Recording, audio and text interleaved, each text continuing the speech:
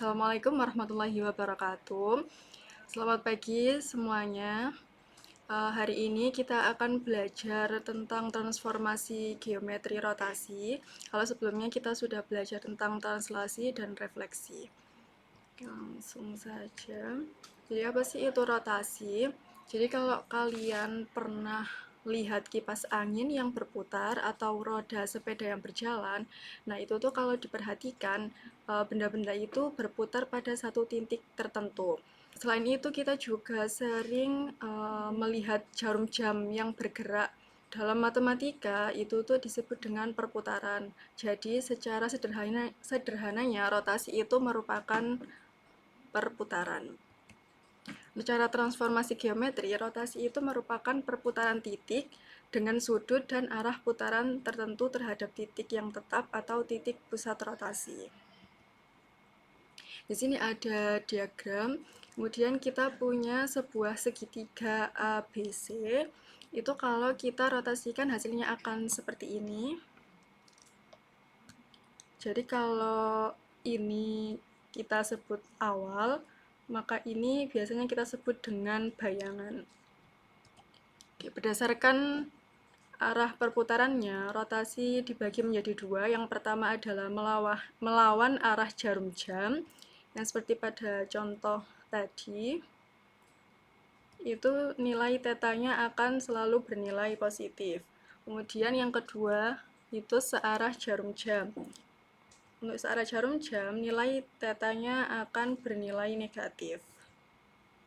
Selain itu, rotasi juga didasarkan pada titik pusatnya. Jadi ada rotasi dengan pusat O 0,0 seperti ini.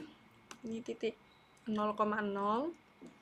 Kemudian ada juga rotasi selain titik 0,0 atau kita sebut dengan titik P, A, B. Seperti ini. Di sini ada segitiga dengan titik pusatnya adalah P min 2,1. Ini kalau kita rotasikan hasilnya akan seperti ini. Nah, pada hari ini kita akan belajar tentang rotasi dengan titik pusat O 0,0. Yang pertama ada rotasi dengan rotasi 90 derajat. Di sini kita punya segitiga ABC dengan A-nya adalah 3,1, kemudian B-nya adalah 1,3, dan C-nya adalah 4,5. Kita rotasikan sebesar 90 derajat, hasilnya akan seperti ini. Dan kita dapatkan segitiga A aksen, B aksen, C aksen. Dengan A aksennya adalah min 1,3, B aksennya min 3,1, dan C aksennya adalah min 5,3. Nah, kalau kita perhatikan, kita dapatkan suatu pola. Di sini kalau A-nya 3,1, kita dapatkan A aksennya itu min 1,3. Kalau B-nya itu 1,3, kita dapatkan B aksennya itu min 3,1. Kalau C-nya 3,5, kita dapatkan C aksennya adalah min 5,3. Jadi kalau kita perhatikan, dari A ke A aksen itu kalau 3,1 ke min 1,3 berarti Y-nya maju ke depan, kemudian kita negatifkan seperti itu. Yang awalnya 3,1, Y-nya maju ke depan menjadi, kemudian di negatif jadi min 1,3. Oke. Berdasarkan dari pola yang kita dapatkan, di sini ada A dengan X, Y. Kalau kita rotasikan sebesar 90 derajat, akan kita dapatkan A aksen yaitu min Y, X. Nah, selanjutnya ada rotasi sebesar 270 derajat tapi searah jarum jam. Kalau searah jarum jam tadi kan nilai tetanya negatif ya.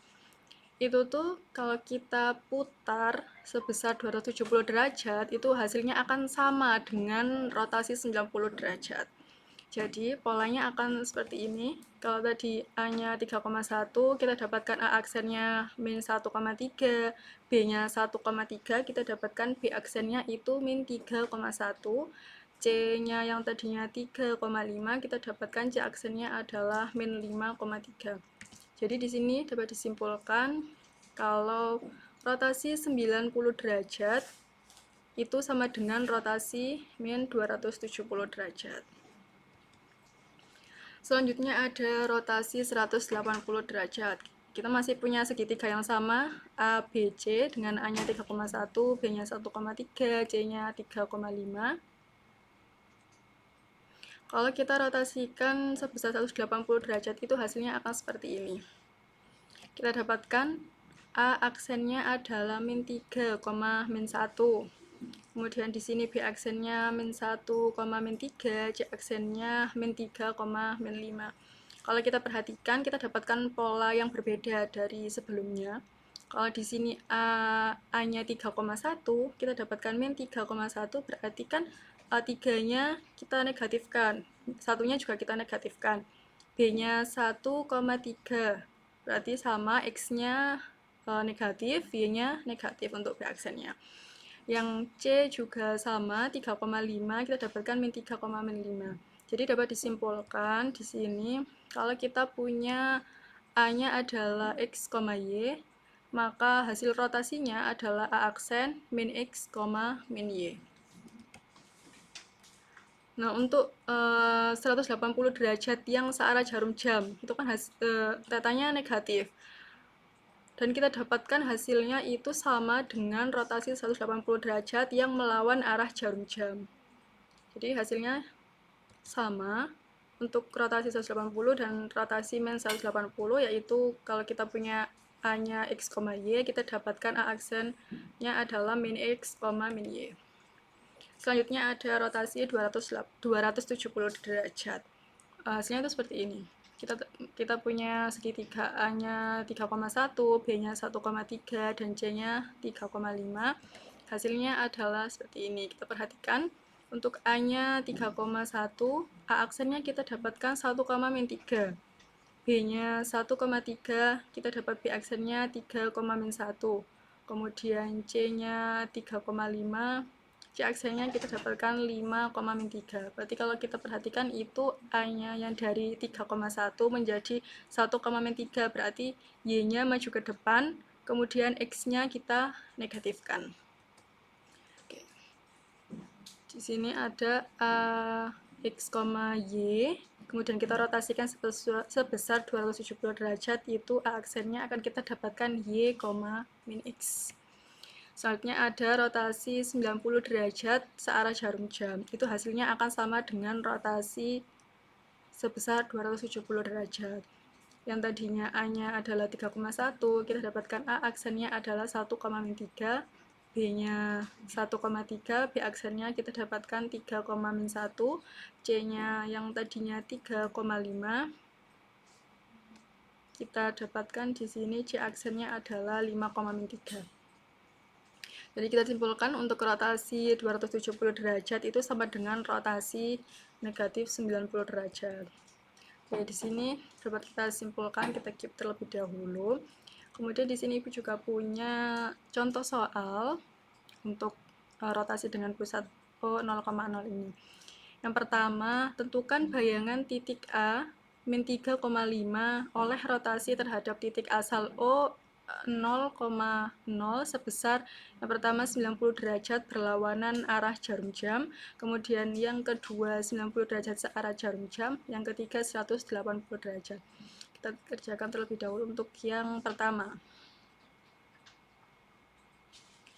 Kita punya di sini titik A-nya adalah min 3,5. Untuk 90 derajat berlawanan arah jarum jam itu, tadi kan kalau berlawanan arah jarum jam hasil nilai tetanya itu positif. Jadi kita gunakan rumus ini untuk A, X, Y, maka A aksennya adalah min Y, X. Kita punya X-nya sama dengan min 3, Y-nya kita punya 5, maka untuk A aksen itu min Y, X. Kalau Y-nya tadi kita punya 5, kita negatifkan, maka hasilnya adalah min 5. Kemudian X-nya kita punya min 3. Jadi bayangan titik A min 3,5 jika kita rotasikan terhadap titik asal O 0,0 sebesar 90 derajat berlawanan arah jarum jam, maka kita dapatkan bayangannya adalah min 5, min 3. Selanjutnya untuk 90 derajat searah jarum jam. Kalau searah jarum jam itu nilai tetanya adalah negatif. Jadi kita gunakan rumus ini, negatif 90 derajat. Kalau kita punya A-nya X, Y, maka A aksennya adalah Y, min X. Tadi kita punya titik A min 3,5, berarti X-nya sama dengan min 3, Y-nya sama dengan 5. Kita rotasikan min 90 derajat, itu A aksen Y, min X. Kalau kita tadi punya Y-nya sama dengan 5, berarti di sini 5. Kalau kita punya X-nya itu min 3, maka min X-nya adalah 3.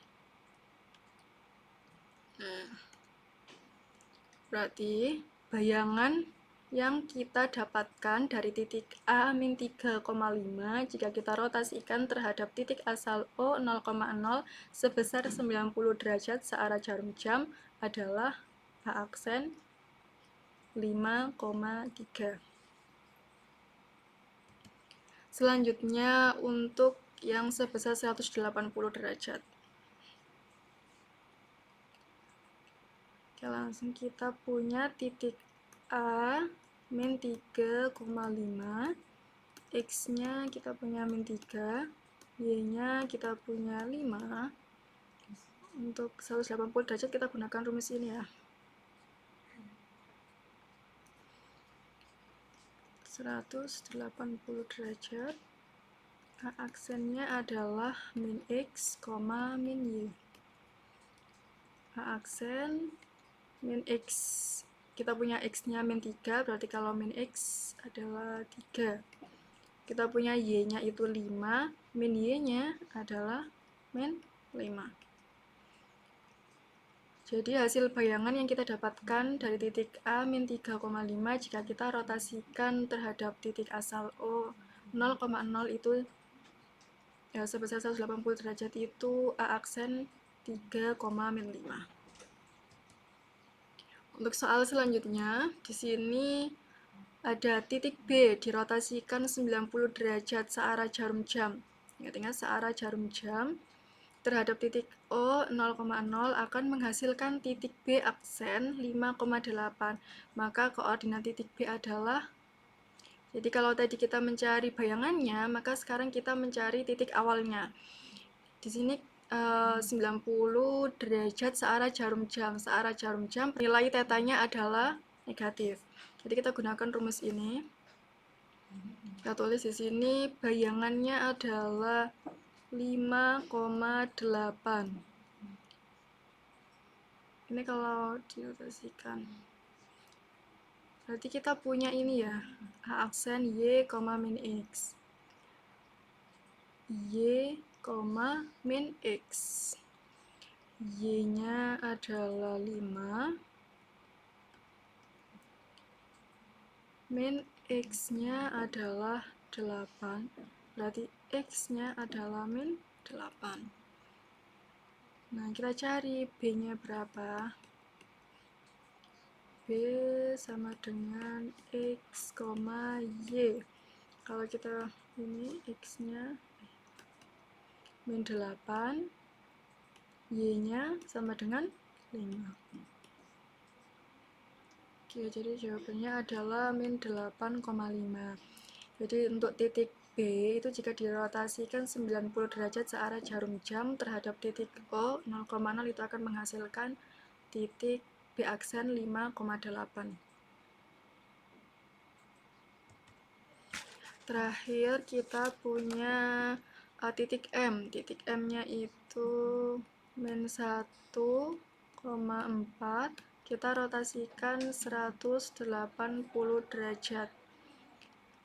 Maka bayangannya, bayangan titik M, berarti M aksennya berapa?